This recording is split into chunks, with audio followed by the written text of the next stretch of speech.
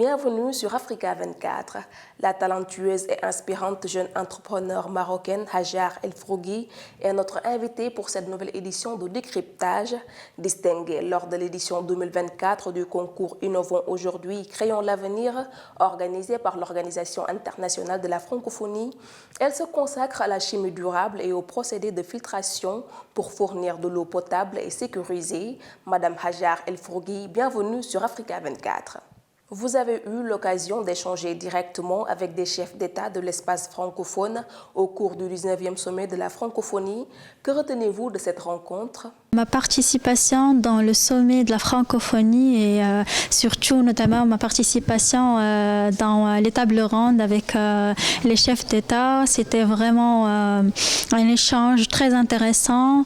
On a parlé des défis et des difficultés que les jeunes francophones les jeunes entrepreneurs rencontrent dans leur parcours entrepreneurial. En fait, comme entrepreneur et comme tous les entrepreneurs, surtout les entrepreneurs francophones, nous avons toujours besoin de telles opportunités, de telles expositions, tels événements, parce que durant ces manifestations, on peut avoir l'opportunité de rencontrer des gens qui peuvent nous aider, peut-être avoir des partenariats, des collaborations, et c'est très intéressant pour nous en tant que jeunes entrepreneurs.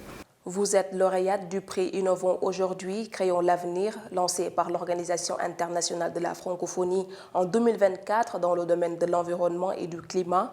Que représente pour vous une telle récompense en tant que jeune femme entrepreneur ? C'était un concours organisé par l'Organisation internationale de la francophonie et je suis la fondatrice de Filteco, un projet innovant qui s'attaque à la problématique de l'eau. Être parmi les plus jeunes ici dans ce sommet, c'est un honneur pour moi. Vraiment, j'étais très heureuse d'avoir l'opportunité d'assister à un événement de telle qualité. Et merci à la francophonie, merci bien sûr à l'Organisation internationale de la francophonie pour cette opportunité, et j'espère vraiment bien que les jeunes au futur en fait auront la même opportunité et pourquoi pas encore plus.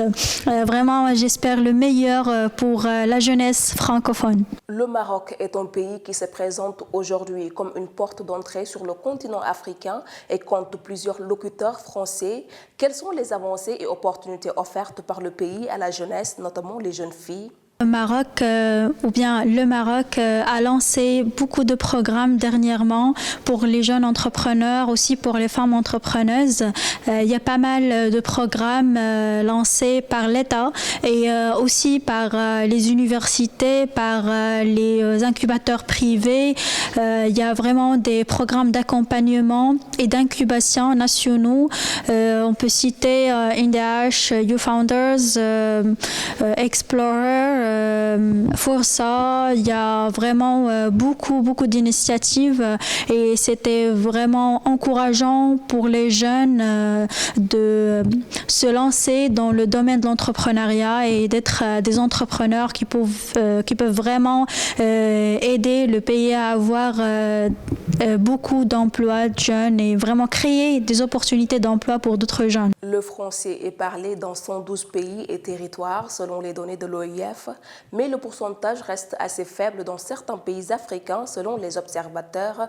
Quelles seraient selon vous les initiatives qui pourraient participer à la promotion de la langue française ? Je vois que parmi les initiatives qu'il faut vraiment faire, c'est de trouver une solution qui permet de collaborer entre les pays francophones pour mettre un espace francophone vraiment commun à travers, par exemple, une application, une plateforme. Ça va permettre à la langue française d'être plus attrayante. En tant que créatrice de Filteco, qui propose un filtre innovant à base d'argile et d'autres matériaux naturels, offrant une solution durable et abordable pour l'accès à l'eau potable, tout en soutenant l'artisanat local, quelles sont les perspectives de développement de votre projet ?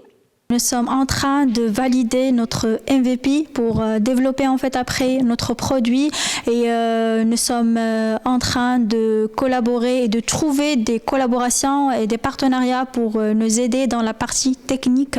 Et bien sûr, on a quelques partenariats, bien sûr avec l'Organisation internationale de la francophonie.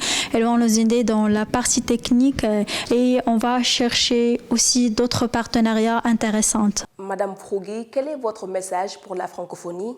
Mon dernier message, en fait, c'est croire aux jeunes, donner des opportunités aux jeunes pour vraiment créer leur entreprise, pour vraiment se lancer dans l'entrepreneuriat et vraiment les accompagner dans leur parcours entrepreneurial jusqu'à la réussite de projet. Et merci à l'OIF. Merci Hajar. Merci à vous. Merci à vous. Madame Hajar El Frogui, merci d'avoir répondu aux questions d'Africa 24. Merci à vous aussi, chers téléspectateurs, de nous avoir suivis. Nous vous donnons rendez-vous très prochainement pour un nouveau numéro de décryptage.